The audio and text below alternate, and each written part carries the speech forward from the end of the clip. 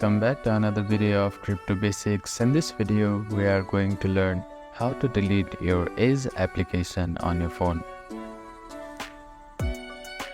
There are two methods to delete the application on your phone. First of all, long press the application and at the bottom of the options here, you can see Remove App option. Click on it. Then again click on Delete App button. After that, if you click delete again, the application will be deleted from your phone. The another method is that go to your settings, find and open settings application on your device. Now go to general tab. Here you can see iPhone storage. Click on it. Now scroll down until you find Edge application here. You can also search for the application at the top bar here. Just type in the name of the application.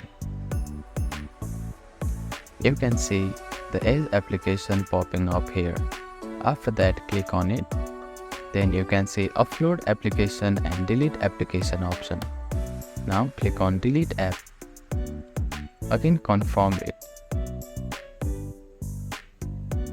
So that is how you can delete Edge application on your device.